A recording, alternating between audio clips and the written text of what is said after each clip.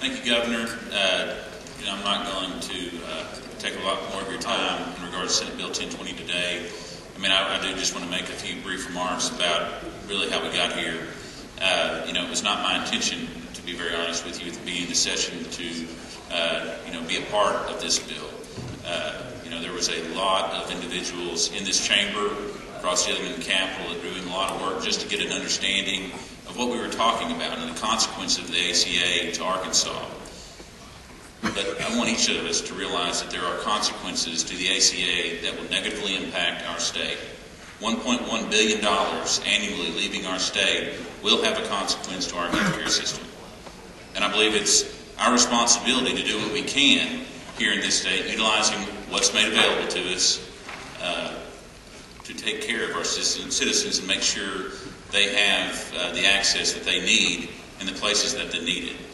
And this bill is really a result of recognizing that. I will say that the Supreme Court did not strike down the ACA. I think we all need to be mindful of that. They did allow for some movement inside the ACA for the states. Remember, at the beginning of this debate, there were a number of individuals saying that we needed to accept the federal blanket model on Medicaid expansion here in Arkansas. There were a large number of folks that didn't agree with that. And I believe that we have tailored a program here inside this bill that works for Arkansas, one that is very conservative in nature and takes into account and embodies a number of conservative principles. It requires patients to take accountability for their actions and their health care decisions. It requires networks to be created between the insurers and the providers so that we tamp down costs the best we can here in the state. It also has a number of triggers that we've talked about over and over again, that anyone that tells you they don't matter, they do. Those triggers are very stringent in nature, and if anything changes or this bill is not accepted by HHS in its entirety, there is no agreement and there is no bill. We've done everything we can, a large group of folks have done everything they can to make sure that we're getting this right, and I would argue the merits of this bill with anyone. I understand that there are concerns about the federal debt, and I appreciate those concerns. However, again, what is inside this bill, I do believe, is the best and in the right direction for us to move forward with healthcare in Arkansas. Quickly, I just want to say, again, thank you for the time that you've allowed us to have to work on this and the patience that you've given to us to work on this issue and then ultimately your consideration today.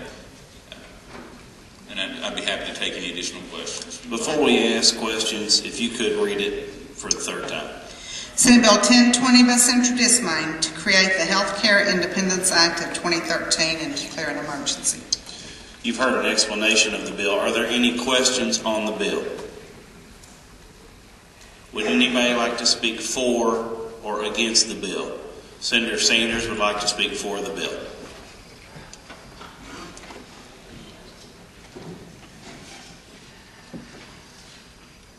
Thank you, Governor.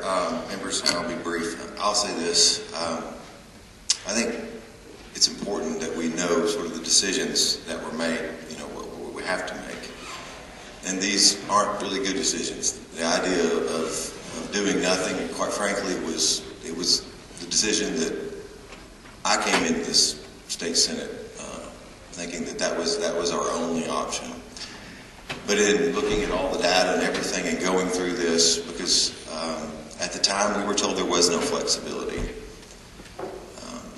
But because of hard work of a lot of folks, I think we have crafted something that is about as good as you can possibly get given the situation that we're in. And again, this is not the greatest thing since sliced bread, but it does embody everything that we talked about earlier and everything that Senator Dismang talked about. And what it comes down for me is the cost of doing nothing. The cost, particularly to the state, is greater not only in the short term, but it's also greater in the long term than doing this. And it's a better option. It's a better option for our people. And I want to thank Paul Bookout and Jonathan Dismang for all their hard work. But again, we're in a tough situation, and I'm happy to support this, happy to help with this, and would appreciate your support. Senator Sanders spoke for the bill. Would anybody like to speak against the bill? For the bill. Would you like to close for your bill? Again, appreciate the time, consideration, all the work, the Public Health Committee members, coordination with the administration in regards to this effort.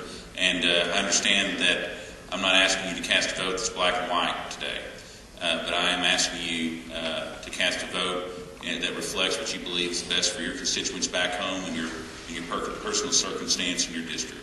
And with that, I'm going to close for the bill. Call the roll. Bledsoe.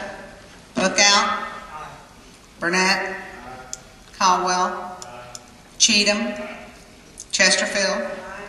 Clark. Dismang. Elliott. English. Files. Flowers. Hendren. Hester. Hickey. Holland. Hutchison. Ingram.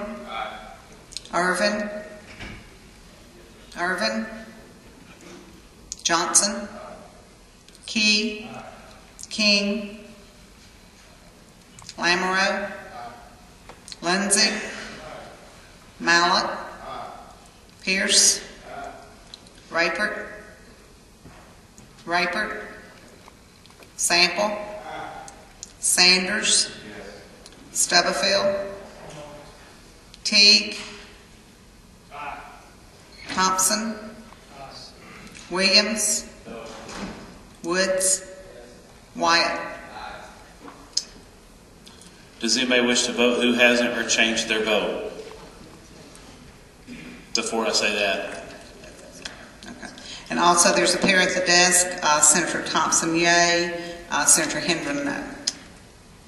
Bledsoe, no. English, no. Any others? Am I missing anybody? Seeing none, cast the ballot.